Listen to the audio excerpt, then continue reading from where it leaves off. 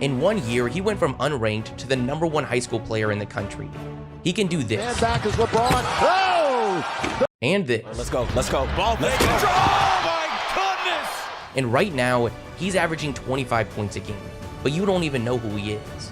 Shaedon Sharpe grew up in Canada. He was the definition of an athlete. Early on, he thought he was going to be following in his dad's footsteps and be a hockey player. While he pursued ice skating, the love for hockey never came.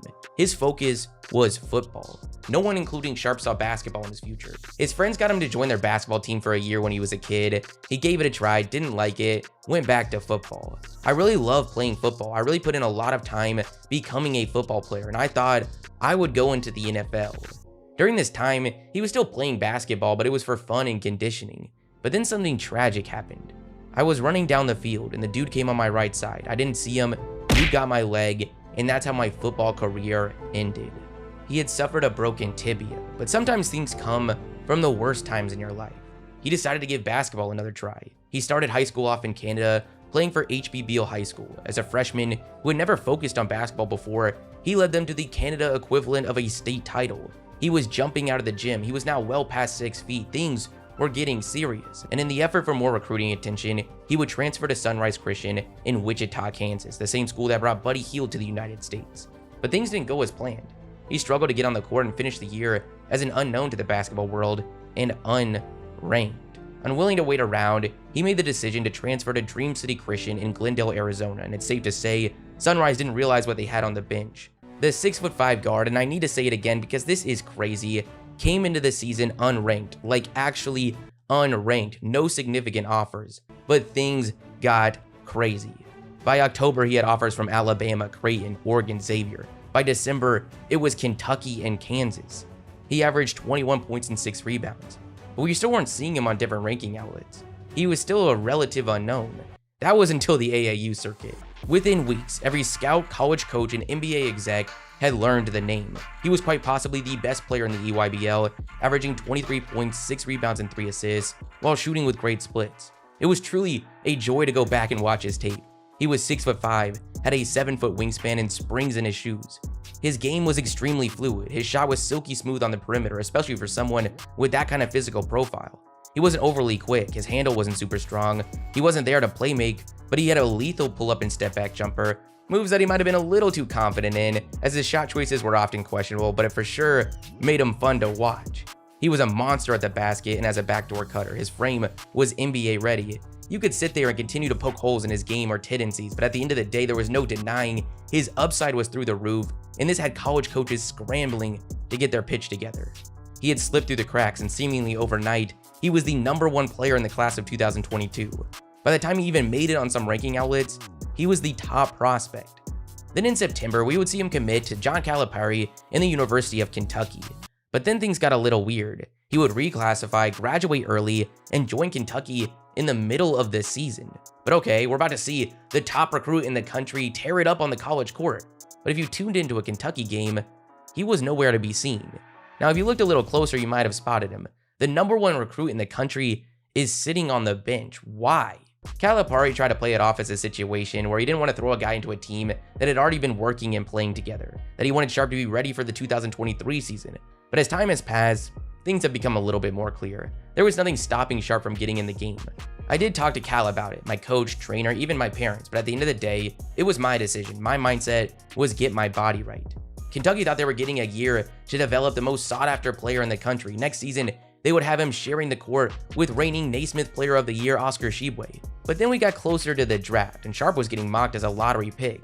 It became more and more clear that what he did in one summer might have been enough, and he declared for the NBA draft. He had finessed the system and blindsided Kentucky.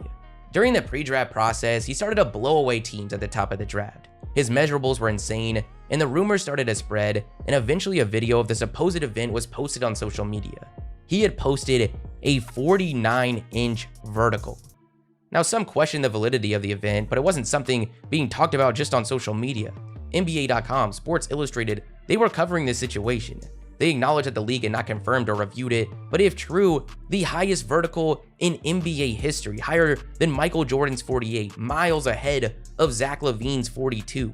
What's going on here? the #1 recruit in the country, has a 49-inch vertical, but we're not hearing him being talked about with the Chet Holmgrens and Paolo Bancheros of the world. Going into that draft, he was looked at as a boom or bust, high risk, high upside. He was a mystery. We had never seen him in college basketball. In fact, we barely saw him in high school. Was there more to that decision not to take the court for Kentucky? We knew the top 3 was locked and loaded. We knew Ivy and Keegan Murray were likely off the board next, but then it was interesting. When was Sharpe going to be coming off the board? At 6, the Pacers went with Mathurin. It really felt like this marked the end of the consensus elite prospects. At 7, you had a lot of people mocked here, so why not just go with the guy with ceilingless upside? And that's what the Blazers did. Think about how crazy this really was. A year ago, he was unranked, barely recruited, for the most part unknown. Now, without even playing college basketball, he was the 7th overall pick in the NBA draft. Insane. Now looking back at this selection, it might seem like a no-brainer, but we really need to put ourselves back in that time. This didn't seem safe. A top 7 pick is valuable. They might have been getting a guy that was a top 3 pick a year later, but they also might have been drafting Jaden Hardy. Hardy was in this same draft. He was ranked as the #1 guard in the country. He had a similar physical profile, similar promising skill set. He was the next Anthony Edwards, but he had just stunk it up in the G League and was now going in the 2nd round. The Blazers, though, were a team trying to salvage the Damian Lillard era. This was a risk worth taking. Now, almost immediately, it became pretty clear it at least wasn't a bad pick. The next few guards off the board, Dyson Daniels, Johnny Davis, they weren't doing anything. Shaedon Sharpe was looking good. We didn't really know what to expect, but he was averaging 10 points on solid splits. These were the numbers we saw from him for most of the season: 10 points, 47% from the field, 37% from 3. The scoring upside was on full display. But the main thing everyone wanted to talk about is the earth-shattering dunking ability. Some of the dunks he's pulled off in this season alone are absurd. His ability off 2 makes him a walking poster. If he takes off, it's best to just get out of the way. But what exactly did the Blazers have here? He was shooting the ball really well, he's a freak athlete, but where was his upside really? I think we just found out. By the end of March, the Blazers' playoff hopes were in the dumpster. It was time to chase a top pick, so they decided to shut down their superstar point guard Damian Lillard. Not only that, they shut down basically anyone that gave him a shot at winning a basketball game. The team was now in the hands of the rookie, and Shaedon Sharpe showed out.